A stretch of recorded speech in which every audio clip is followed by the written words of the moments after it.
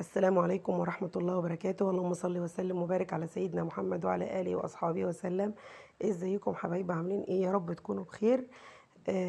بصوا بقى، والله الفيديو ده انا كنت مصوراه ولسه ما كانش اتحمل، فجه وقته بقى الحمد لله يعني. بصوا حبايب قلبي، احنا طبعا عندنا اطفالنا ساعات بيبقوا مرهقين جدا ومتعبين، انهم اصلا ما بيرضوش ياكلوا من الاكل اللي احنا عاملينه. خصوصا ان في مثلا طفل زي ابني كده متعب، كل ما اعمل حاجه يقول لي مش عاوز مش عاوز مش عاوز. فممكن نعمل حل تاني، ان احنا نحاول نقدم لهم حاجه مغذيه وحاجه مفيده، ويا رب يوافقوا ياكلوا منها. يعني حتى التعب في انك تعملي الحاجه وكمان ما بيرضوش ياكلوها. الحمد لله والشكر لله يعني. المهم نعمل اللي علينا، والهدايه دي من عند ربنا، ربنا يهديهم يعني. انا النهارده في الفيديو دوت عامله كاسترد ورز بلبن، على اساس ان اللي مش هياكل كاسترد ياكل رز بلبن، واللي مش هياكل رز بلبن ياكل كاسترد. المهم بمعنى اصح بنبطل الحجه بتاعتهم يعني، ونعمل لهم كل حاجه، ونشوف بقى هم هياكلوا ولا مش هياكلوا. طعمهم جميل جدا والله، بس الحمد لله على كل حال. في اطفال مريحه كده، اي حاجه بتعمليها ما شاء الله بياكلوا وبيبقوا كويسين، وفي اطفال متعبه جدا مهما نعمل، متعبين. ربنا يهدينا ويهديهم. انا طبعا الكاسترد ملوش مقادير، ممكن ان احنا نجيب العبوه ونحاول نمشي ايه على المقادير، على طريقه التحضير بتاعتها سهله جدا جدا. بس انا هقول لكم على اساس ان انا هعتبره كانه هو نشا، مش كانه بودره كاسترد ولا حاجه. اول حاجه هنا الاول هبدا معايا بالرز بلبن. هجيب حله معايا احطها على البوتاجاز، وبعرفكم انا هنا مجهزه ايه للرز بلبن. انا معايا هنا لبن حوالي كيلو ونص، ومعايا هنا نشا ذرة اللي هي يعني النشا، وكيس كريم شانتيه وفانيليا، وطبق قشطة. ده رز انا غسلاه وسبته بقى شوية كده، سواء ممكن دي قشطة. المهم يعني الحاجات دي كلها جهزتها، وبعد كده هنبدأ ناخدها بقى واحدة واحدة كده. أول حاجة أحطها هنا وده سكر، أحطها في الحلة. ده اللبن بقى بتاع الكاسترد. المهم يا اخوك واحده واحده كده بالراحه واحنا شغالين. وبودره الكاسترد دلوقتي العبوه هطلعها. المهم ان انا الاول هبدا بالحله بتاعه الرز بلبن، لان ديت هجهزها الاول. هحط الرز اللي انا غسلته، احط عليه قيمه كاتل كده ميه مغليه.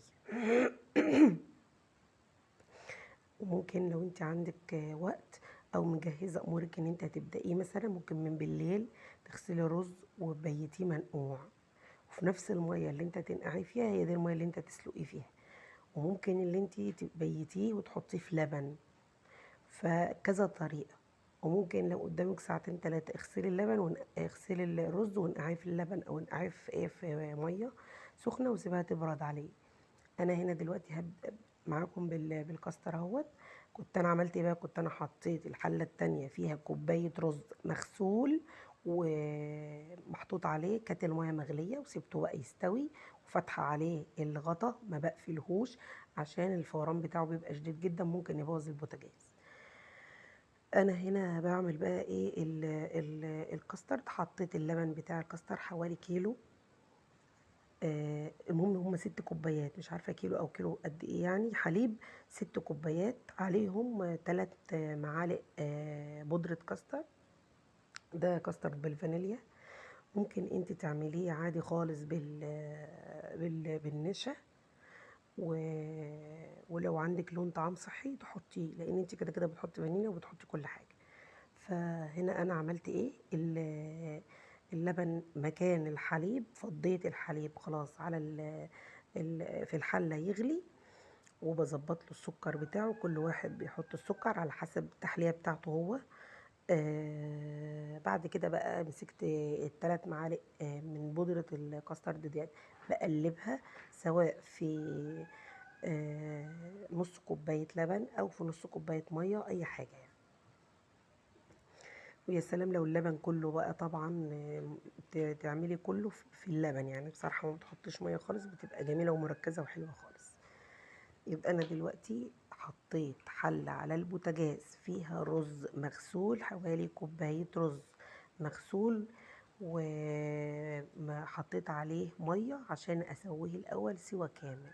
بعد كده اشتغلت معاه في الكاسترد لانه ما بياخدش حاجه على ما الرز يستوي، اكون انا عملت ايه الكاسترد، وكمان حطيته في الاطباق بتاعته وكل حاجه.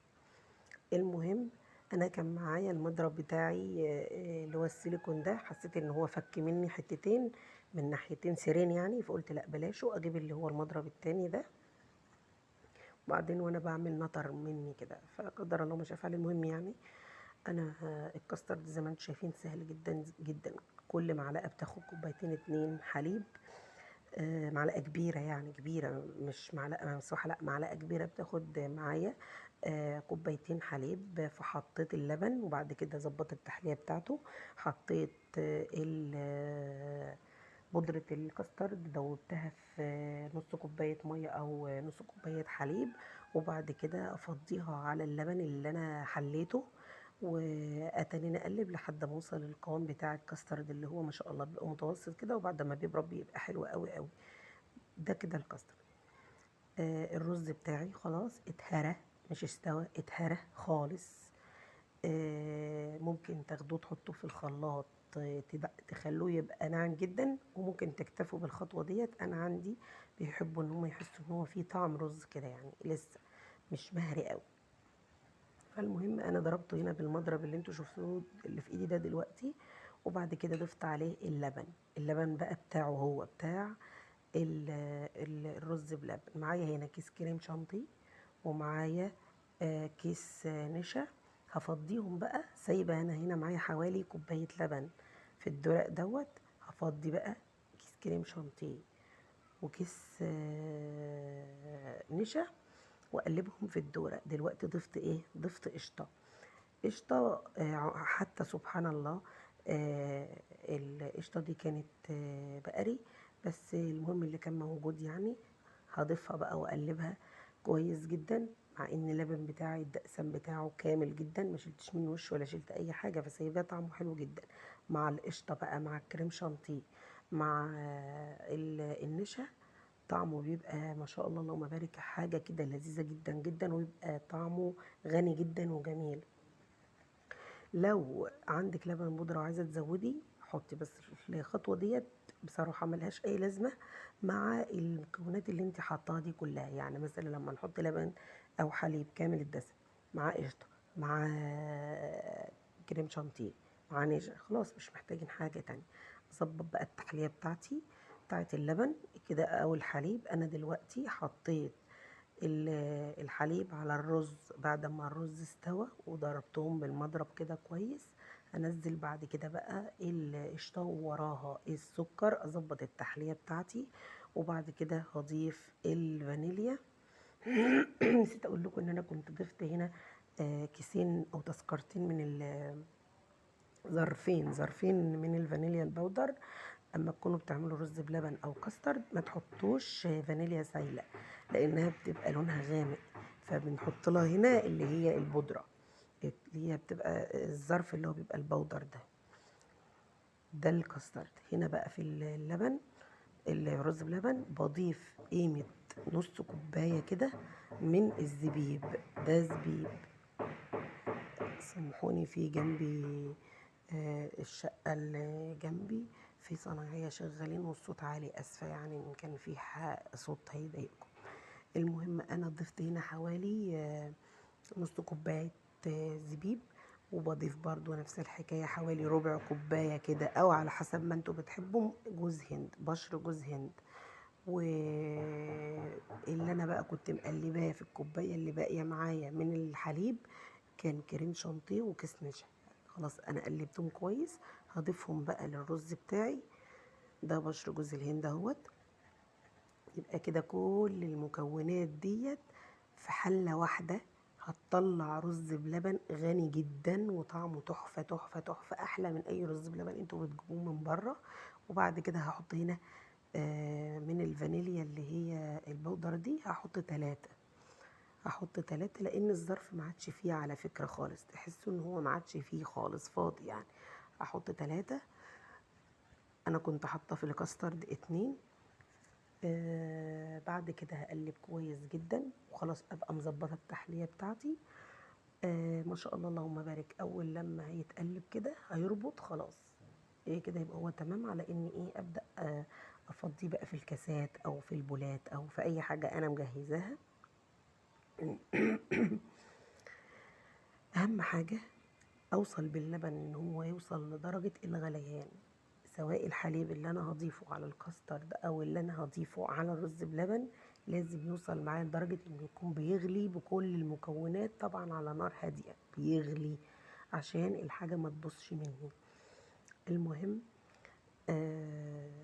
انا كده خلاص خلصت الرز بلبن. هو كمان هبدأ في الغرف. بصوا بقى خطوة مهمة جدا جدا للغرف. انا معايا هنا بولات كاندي ازاز، هي حراري وكل حاجة، بس عشان برضو مهما كان اما باجي افضي باخد حاجة بسيطة كده الاول فاحطها في البولات او في الكاسات بتاعتي ايا كان اللي انا هغرف فيه، وبعد كده هبدأ اكمل بعد كده على اساس ان لما يكون هو خد على درجة الحرارة بتاعتي اللي انا بنقلها له يعني من الرز بلبن اللي سخن.